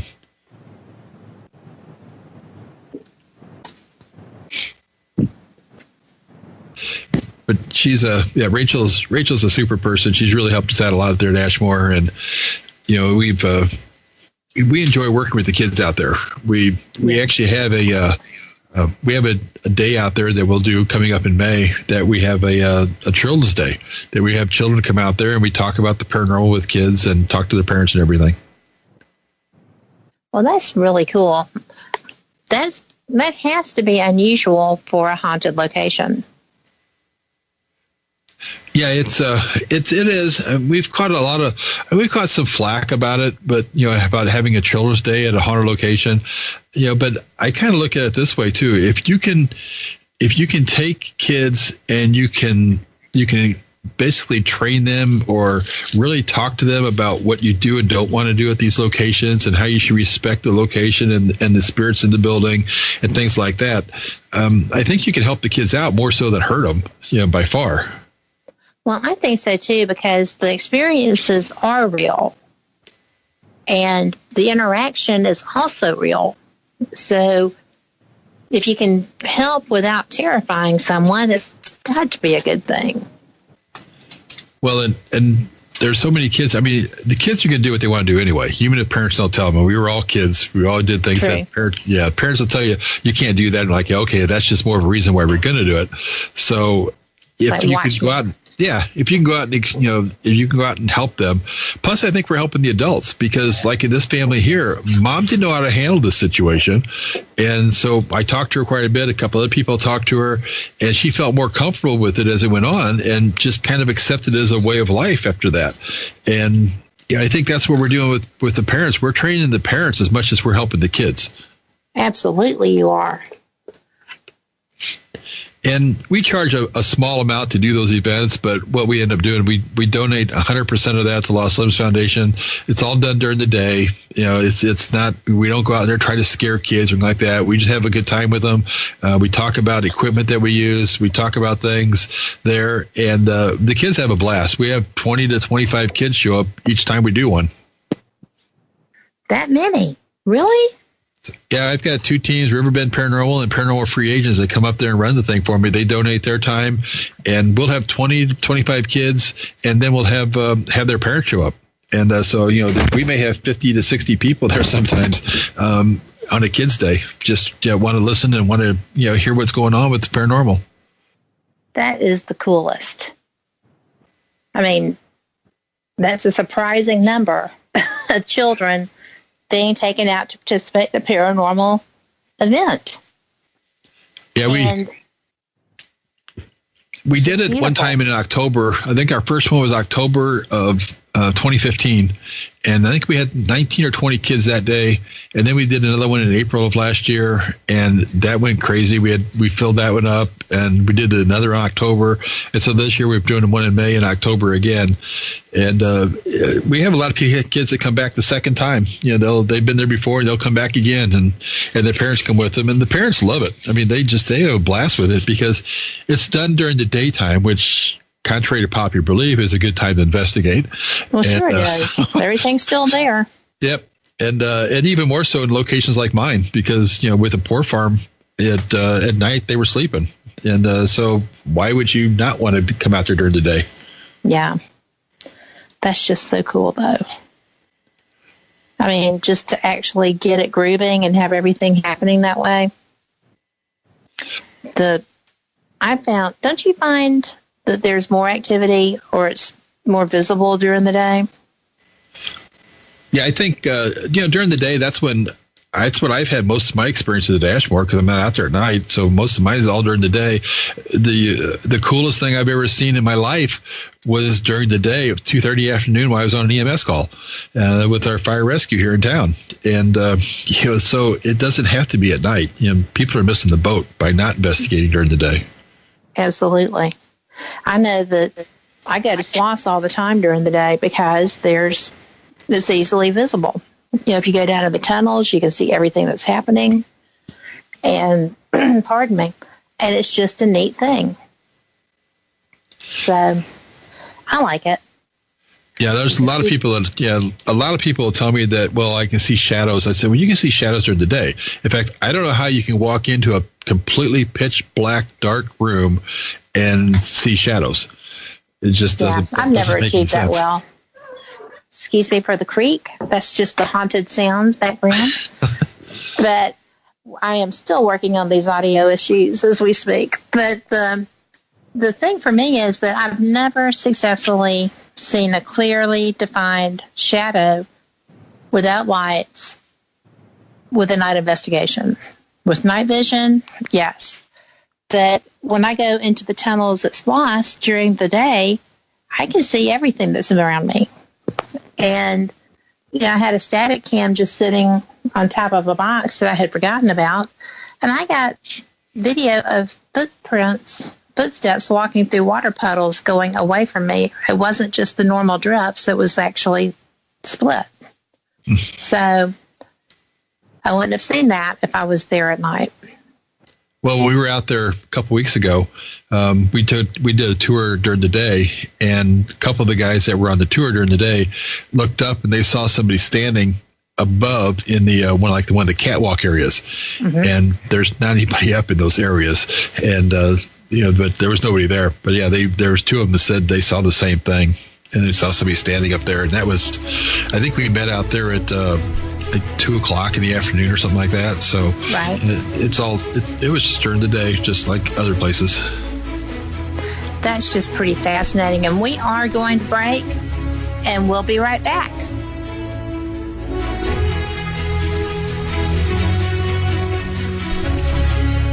Real people and not pre-recorded and regurgitated radio. WGOG DB Clearwater. Let's talk. Social media is all the craze these days, and we invite you to give us a visit. Find us on Facebook.com/Let's Talk, or follow us on Twitter at Twitter.com/WGOGDB. It takes just a quick moment of your time, and we'll give you some access to some awesome station goodies, too. Marcella Zinner. Named one of the best intuitive psychics of Tampa Bay, Marcella is ready to change your life. Being a clairvoyant since childhood, Marcella enhanced her natural gifts with a master's degree from the College of Metaphysical Studies and ongoing advanced studies at the Edgar Cayce Foundation. Marcella's passion is to share her gifts with you, with intuitive counseling, past life regressions, Reiki, and empowering workshop events. What are you waiting for? Call 727-785-8780. That's 727-785-8780 to schedule your life-changing appointment with Marcella. Marcella Zinner, intuitive counselor and clairvoyant. Find your answers at marcellaz.com.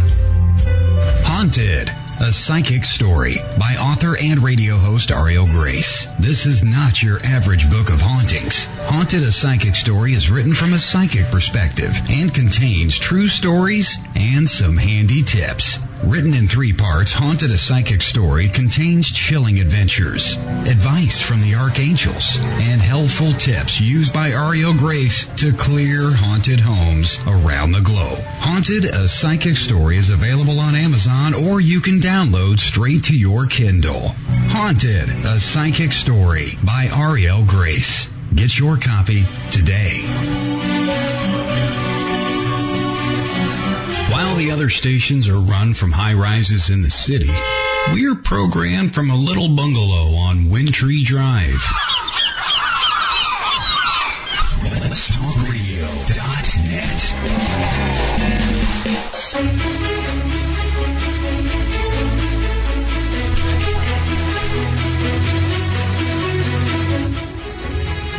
Are back with Paranormal Experienced Radio. Thank you for that. I'm Kat Hobson, your host, with my friend Robbin Terry, and we are discussing haunted experiences at his locations. And Ashmore Estates, the Haunted Art Theater, and where he manages over at the Rhodes Hotel also. So, we were talking about the little girl who was having the issues with the burns and the spirit that was trying to save her from having her experiences. What other things happened there?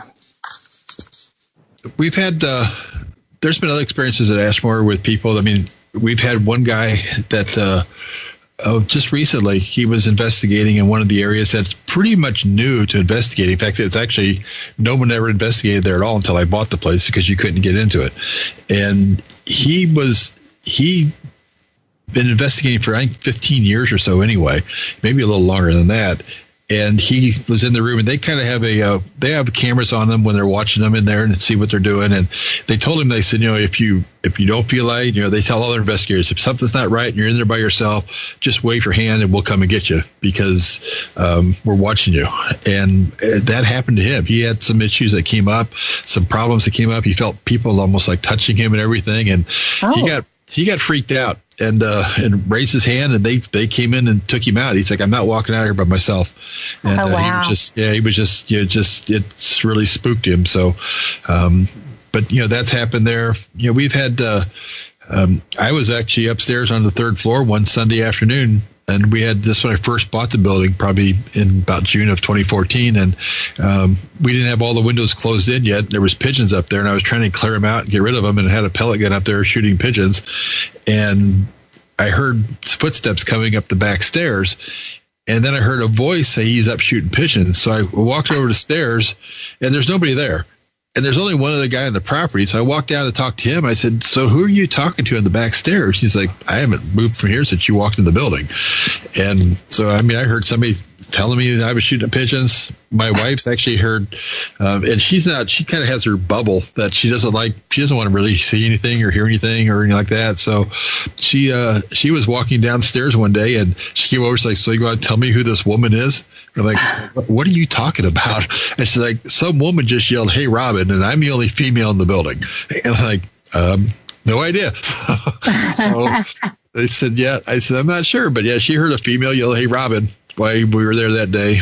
And it's a cool building. I mean, I've had some experiences in there, enough to make you want to go back. But it's also a building that people that come there, when they come, they want to come back. Even if they don't have an experience, they want to come back because there's just that vibe in there that brings you there. When I went out there in April of 2014 and I was walking through the building, like I said, I'm not sensitive at all, but there was something that was grasping at me saying, help our building. And it wasn't like, I didn't get a feeling that they want me to help them because they were perfectly content where they were, but they wanted some help with their building. And actually, one of the psychics that was here when we had the John Wayne Gacy situation told me, he said, you know what it was? He said, the spirits from the theater follow you out to Ashmore. And they were saying, you should see what he's done to our place. There you go. So they're like, we want the same thing. So, and I think that was probably a little bit of truth. I mean, it was like, this guy can help us. He can help our building. And because nobody's done anything to that building. I mean, it's been, when they had the original haunted house out there, they kept it creepy because they didn't want it to look good. Exactly.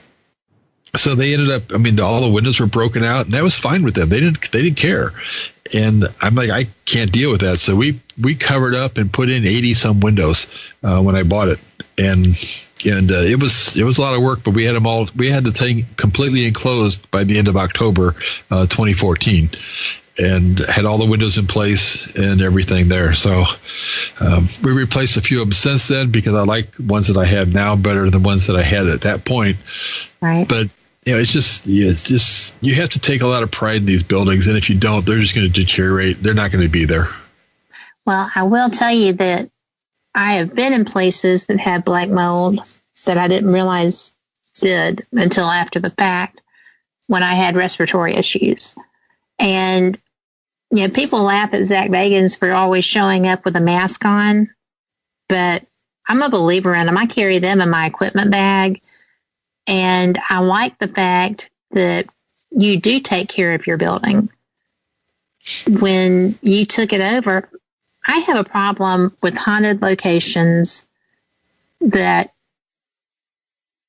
use the haunted house aspect as their funding, because I think sometimes it freaks the spirits out.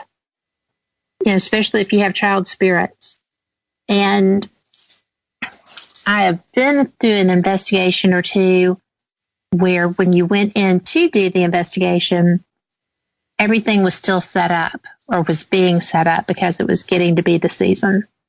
I've been at spots where they had some of their stuff from the Fright Nights up. That's a trip because they have some great props. And do you feel that's a problem for them?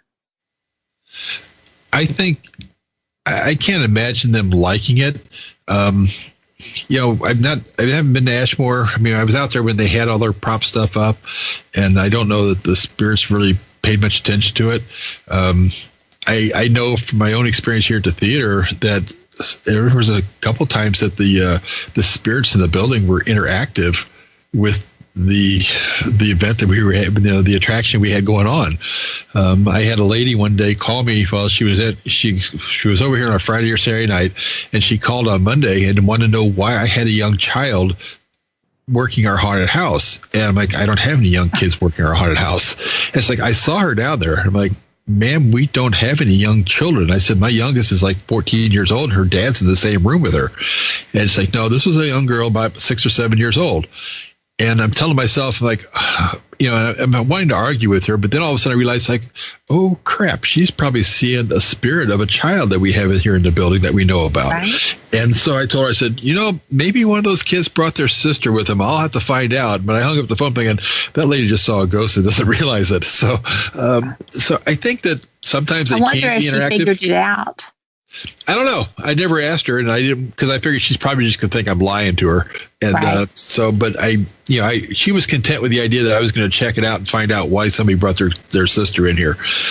But I think that, by cleaning the locations up, doing stuff, I think that makes a big difference. I think with Ashmore, that place was so dark and dreary, throughout the place. And, there was the one room they called Mary's room or Margaret's room, depending on who you talk to. And there was if you go to YouTube, you can pull it up, you can find it, that they had boards up, closing up the windows, covering the windows, and the boards would fly out of the windows at times. So you get like pulled out of the windows. And so that happened one time since I bought it, and it hasn't happened since. But my theory is that the person that might have been pulling those boards out, their boards are still up there, but they don't ever get pulled out. I'm like, well, why should you pull them out when she could go look out 70 some other windows? There was one window that was available at the time, but now there's all kinds of windows. So she didn't have to worry about pulling the board out of a window to see out. She can just go to a different window. So that's interesting. But I think the haunted house aspect, I don't think it does the place any good. I don't know if it does any harm, but the energy level, I think, is different. I think when I bought the place, I've had a lot of people that have been out there and investigated before I bought it, and then after I bought it, and they said the energy level, the vibe is so much different in the building now. It's kind of like a happier vibe than it was back then. I can see that. Which is kind of what I was going for. Well, I haven't even been there yet, and I'm positive you're achieving that. But, we mentioned the booths earlier. They think that your Ashmore Estates is just the bee's knees. I think that's their favorite location. Yeah, they enjoy coming out there. I know, in fact, when Christopher contacted me last year and he said something about, he's wanting to do something for Gabriel, his son, for have a birthday party. Mm-hmm. And he said he wanted to do something with a haunted location with Gabriel and all. And we're talking, and I said, well, you can have Ashmore. I said, I know it's 3 hours away, but come on up, you want to. And so they drove 3 hours just to have their son's birthday party, have Gabriel's birthday party at Ashmore Estates. And they did a little mini investigation that night and all, and had a good time. The kids, we actually invited, because obviously Gabriel doesn't have any really close friends in this area. And so we put it out there. We invited a bunch of people and came up, and we actually made it a fundraiser for Lost Limbs. And but we had like 15 or 20 kids show up that night and or during that day, and did the birthday party for them, and everybody had a good time with it.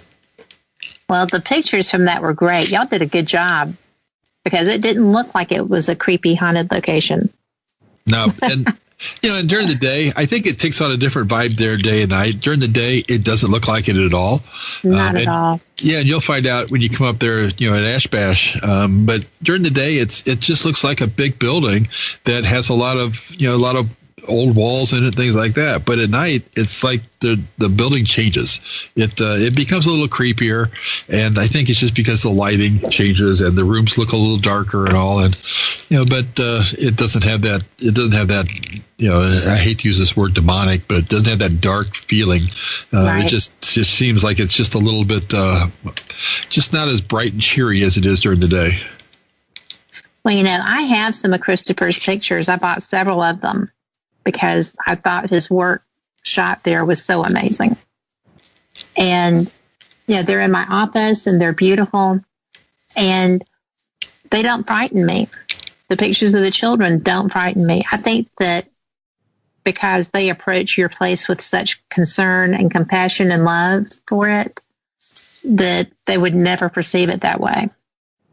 And it shows in their work, although Children of the Corn too.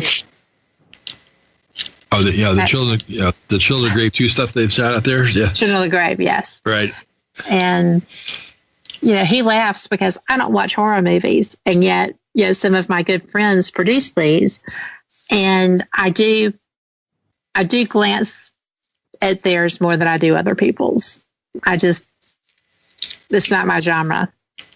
That affects me too much, personally.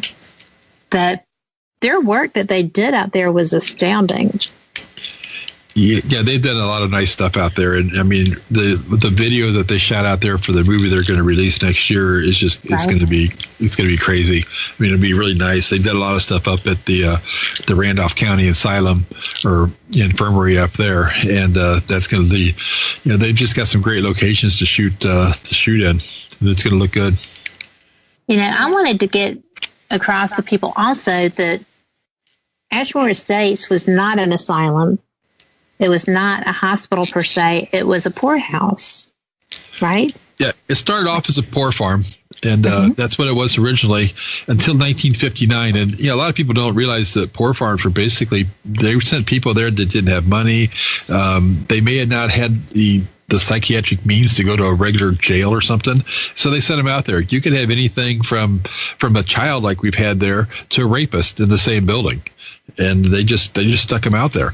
1959, it shut down as a poor farm because they came out with the new system with the public aid, where they basically sent people a check instead of making them worked for their living.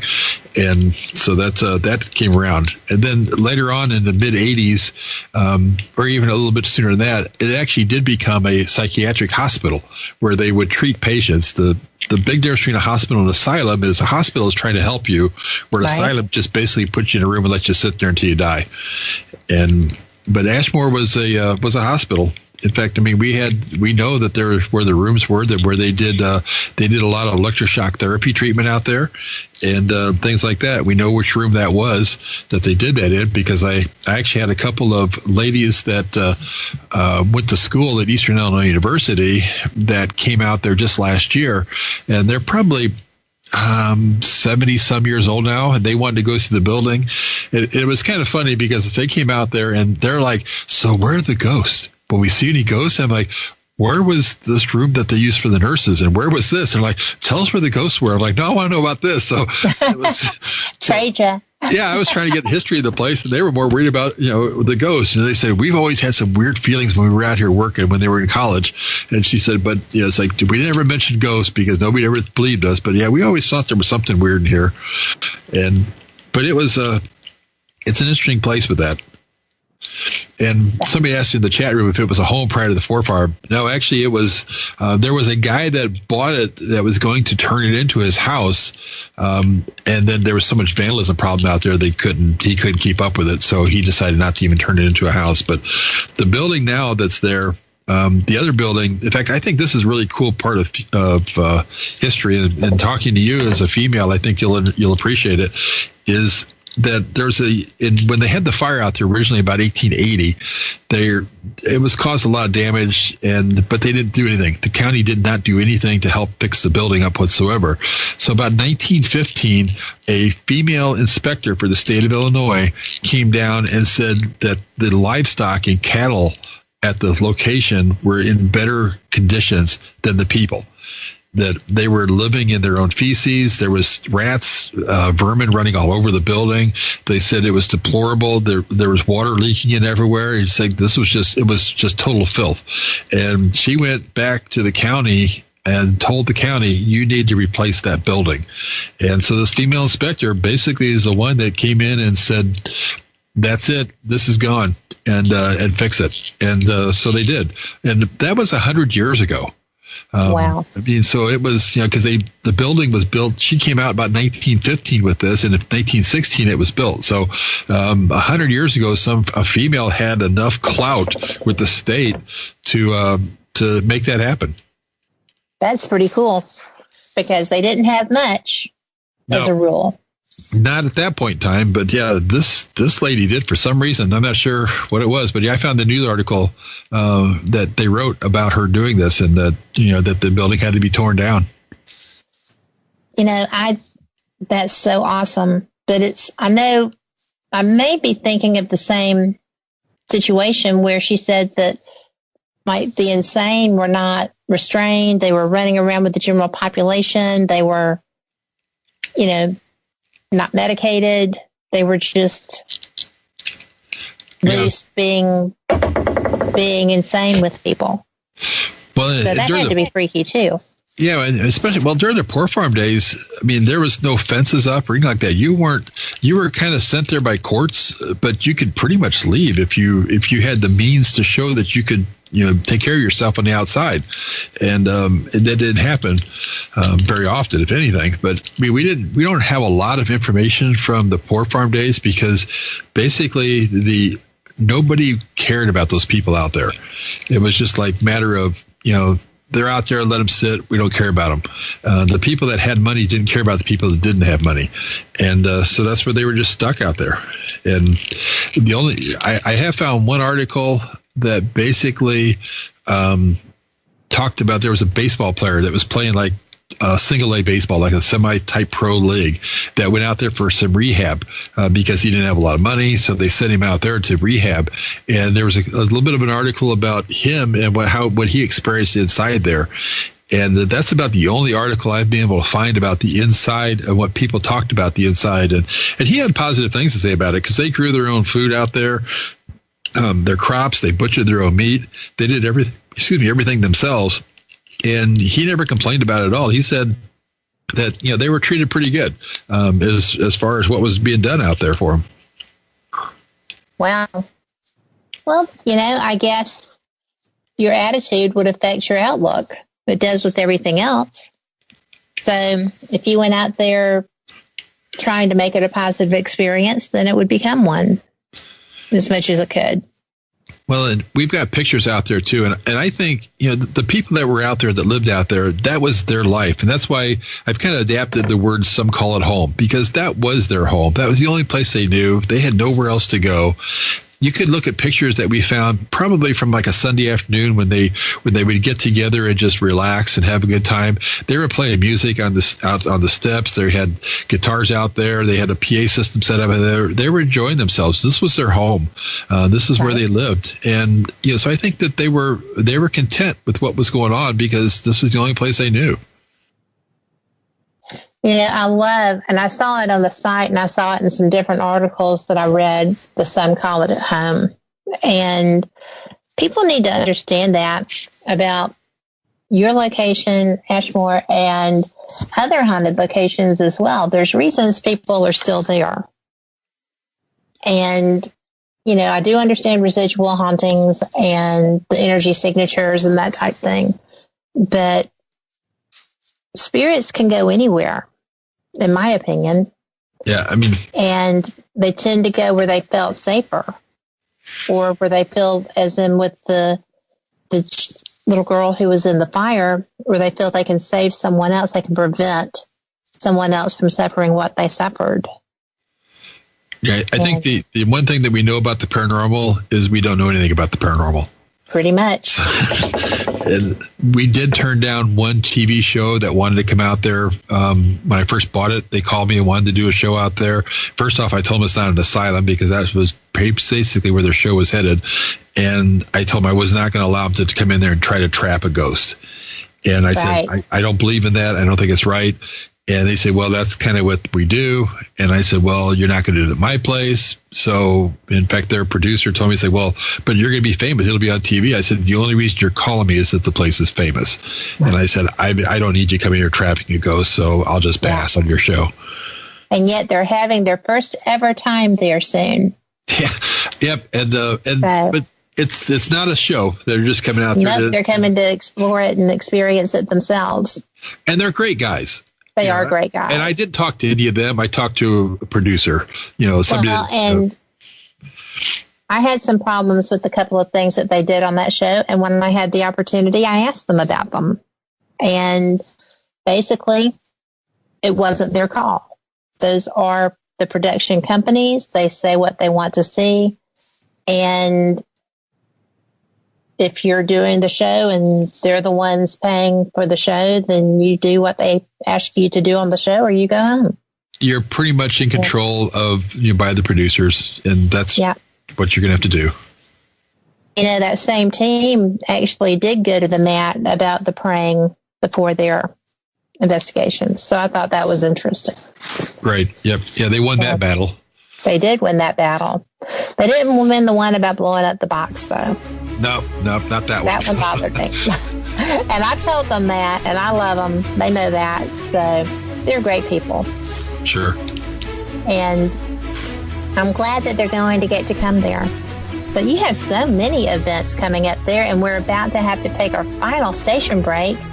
But when we come back, I would really like to discuss some of the events that you have coming up, and you can tell people how to find you and,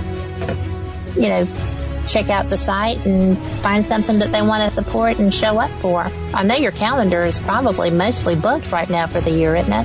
Pretty close. Yep. Yeah. We'll tell them how to find that, too. Alrighty. But we'll be back after this.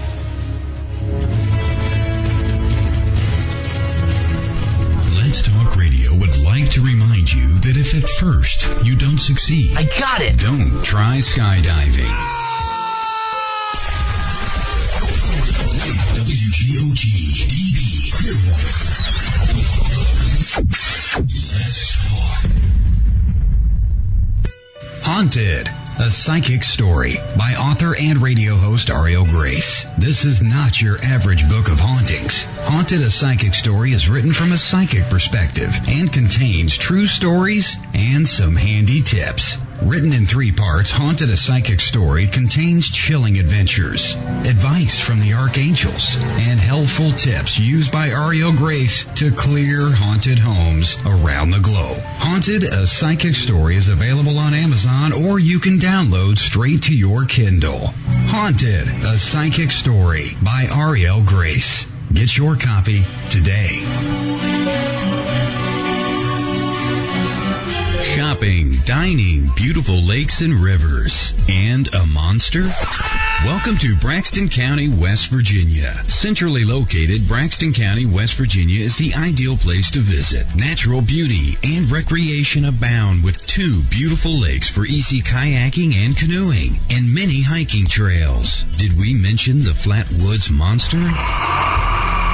That's right. Visit Braxton County, West Virginia's Flatwoods Monster Museum and not only learn about the Flatwoods Monster, but walk in the same footsteps as the people who witnessed it. Nearly all of our attractions can be found within a few miles of Interstate 79. Visit us online at braxtonwv.org. That's braxtonwv.org. Braxton County, West Virginia.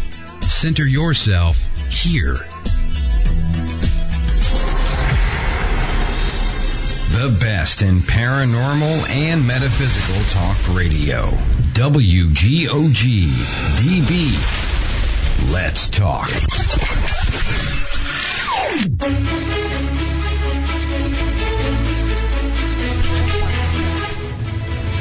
7 minutes after the hour, and we are back with Paranormal Experienced Radio. I am Kat Hobson, your host, and Robbin Terry, owner of Ashmore Estates, is my guest tonight. And Robbin, I have had so much fun, even with the glitches that never happen here, having our conversation. It has been just wonderful. But I do want to make sure that people know how to find you and how to book events at your different locations. Sure. Well, the easiest way to go to our websites at Rhodes Hotel. We've got Rhodes Hotel, just ROADS hotel.com. And that all helps Lost Limbs Foundation. And we've got some events coming up there, some public investigations. We've got a big one this weekend. Grant Wilson and Chad Lindbergh will be at Rhodes Hotel. There's still some tickets available. There's investigation tickets for Friday night and Saturday night. There's also general admission tickets for Friday and Saturday, just to come out and meet those guys and to listen to them on their Q&A session. So you can go to rhodeshotel.com and pull up tickets for that there. The ones we do at Ashmore Estates is ashmorestates.net. Just ASHMOREESTATES.net. And we've got a lot of stuff going on out there. Each month we do a public investigation where we donate basically about half of the money that comes in to Lost Limbs Foundation, and we've got one starting in April and goes all the way through October. Some celebrity type events we've got going out there this year is in April. Chris and Mike from Tennessee Wraith Chasers will be out there. It's the first time they've ever been in the building, and they'll be back. May 19th, Nick Groff. This will be his third time, actually his fourth time if you count Ghost Adventures, but this will be his third time he's been at Ashmore. I think they've kind of grown a liking to it. He's been there almost 3 out of the 4 years that they've had the Nick Groff tours going on. He's been there, so they'll be out there May 19th. And you met these guys last year if you didn't know them before at Scarefest, but in July we have the Ghost Brothers coming out. Yeah, all three of them, Dalen, Marcus, and Joanna will be out there. We've got a Friday night investigation, a Saturday night investigation, and then we've got a meet and greet on Saturday from like 1 to 4. We're actually not charging for that, just asking for a donation to the Ashmore Food Pantry. And the investigations are $125 for that. So we're keeping the cost down as much as we possibly can for those. In August, we've got, and this is the first time these two have ever been here, is Susan Slaughter and Joe Chin from Ghost Hunters International. I've investigated with Joe Chin before. He is awesome. Yeah, I've met Joe and I've met Susan both, and I'm looking forward to that, especially since they haven't been there. I think it's always fun to bring people in that haven't been to the location, just because you experience it just as they experience it. So that'll be fun. We've also we talked about it a little bit earlier. We've got Kids Days coming up May 26th and October 13th at Ashmore from like noon to 5 each day. Riverbed Paranormal free agents are putting those on for us. So those are going to be kind of fun. And, just go to our website and check it out. We've got a lot of stuff going on. We do a lot of stuff with charity to help the kids out. And Podgraphs is coming out there in June, the middle of June. They'll be out there. A lot of fun people coming out then. They're going to actually do a I Dared You Truth or Dare 5. They're going to do a movie premiere on Friday night, and then an investigation after that. So that'll be fun with Scott Temperman and Jim O'Rear. In fact, actually, I have a small part in that movie. So kind of looking forward to seeing that out there that night. I'll know my part's a little bit weird, so I don't know if I like watching myself do that stuff anyway. But and then the Booth Brothers we talked about earlier, they're going to be out there again July 7th. They'll be out to do it. And if you've never investigated with the Booth Brothers, you really need to do it. They're probably the most compassionate people in the paranormal. Yes. I would agree. That's just the way they are, and Rachel's the same way. And ask Rachel about her, the EVP they caught upstairs when she was on the 3rd floor sitting on the bed, when I think there's something like to the effect that they asked a question. It's like, would you like us all to leave? And the voice came back and said, you can come back later. So Rachel said, I got propositioned by the ghost in your building. And I'm like, I can't blame them. They're obviously intelligent ones. So. There you go. That was an intelligent haunting. And then, the biggest one we're doing. So cute. Oh yeah, she is. She's a doll. I really enjoy doing things with her. But then we have Ash Bash coming up in September, and this is probably the cheapest event anyone's put on all year. There's no charge for the public to come in and wander around the building. We're going to have vendors' tables set up in there. The vendor tables start at $10, and they go up to $15. So if you bring your own table, or $10 or $15, we're going to have different vendors. Actually, the Booth Brothers, or Christopher and Rachel for sure will be there. I'm not sure if Philip's going to be able to make it, but they'll be out there. And then we actually have Saturday night sold out for our investigation, but Friday night we have the investigation set up, and a large portion of the money from this event will be donated to Lost Limbs Foundation as well. So, I'm one that doesn't think this is not my job, owning this location, but so I don't need to worry about the income from this, for a living. So it's nice to be able to do some things differently with it. And I had a lady recently posted something on one of our pages about that she thought it was terrible that people would take an old building like this and try to make money off of it. I'm like, okay, well, you obviously maybe she should have read the site. Well, and I kind of mentioned to her, I said, let me know how I can keep this building alive and pay all the bills for free, and I'd be more than happy to listen to you. So. But yeah, it's like we do so much stuff to to help others and help charities. I'm not trying to pat ourselves on the back, but the money that comes from Ashmore goes right back into Ashmore. We just made a large room that cost me, we took out a wall inside there, which was a huge support wall that we had to bring steel I-beams in, but it made it easier for people to have events out there. And it cost me $5,000. We just did that in February. And, so the money, everything we do goes right back into the building. It looks amazing. So it's good. Yeah, that's going to work out great because we can now put about 150 people in there. And so any event we're doing, when we have speakers come in at Ash Bash, it'll be easy to talk in there. We put a new sound system in that room area so that we can hook up microphones so people can hear without any problem. And it's just going to work out perfect. Well, I know I'm excited about it. In fact, Terry is here saying, we'll be there in September. Yay. And we will. But, she is saying what I think most people believe about you, which is that she's very impressed by you. And, what a return to society that you're doing. You're actually helping people. And, there are locations that don't do that. And it's very disheartening when you find out that things aren't what they could or should be. It's just disappointing. So when you come across people that are doing fantastic things, and you are one of them, and I have other friends who do that too. It's just wonderful to see because it's not taking advantage of whatever process keeps people attached to a location. It's just kind of giving them a good location and looking after them. Yeah, I think that's what you have to do. You really need to, if you're buying a location to try to make money, you're doing it for the wrong reason. And that's what I thought with this one here. It's like, it'd be kind of fun to own this just so you have a chance to investigate when you want to. But at the same time, you just got to put a lot of work back into these locations and just love them for what they are, not for what you're hoping you can put in your pocket, because that's probably not going to happen. I think if I get lucky, I might break even by the end of this year out there. If not, hopefully next year. But because it's not cheap to keep one of these things going. Well, just the normal upkeep on anything that large is extensive. Oh yeah, it's. And when you're only basically renting it's not like it's Waverly Hills where you're renting the place out every night of the week. Right. We're only doing it basically on a Friday and Saturday night. And, we charge $500 for Friday or Saturday night. So you're playing with about, at the best, maybe $4,000 a month, to come in to do all the work and the improvements. And we put 83 windows in there. 83 windows. If you buy a cheap window, that's, at $100 to $150 a window, that's, $8,000 to $12,000. We put 3 bunkhouses out there that so people can stay in when they come out there. Those cost about $10,000 to put those 3 up. So it's not cheap just to keep one going.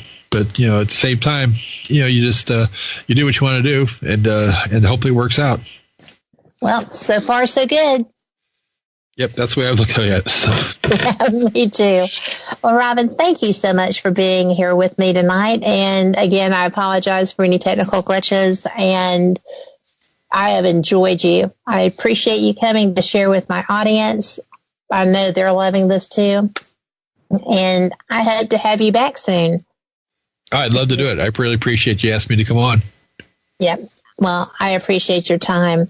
I do want to let people know that next week my guest is Robert O. Powell, Lewis O. Powell. He is one of my favorite authors. He started out as a blogger, and he wound up taking those blogs and that became the Southern Spirit Guide, talking about Alabama. And now he does haunted tours with my group. And he is the best raconteur that I have come across in this generation. So you will enjoy him tremendously. And we will also be getting ready to have Donald Davis back on with Frank Lee.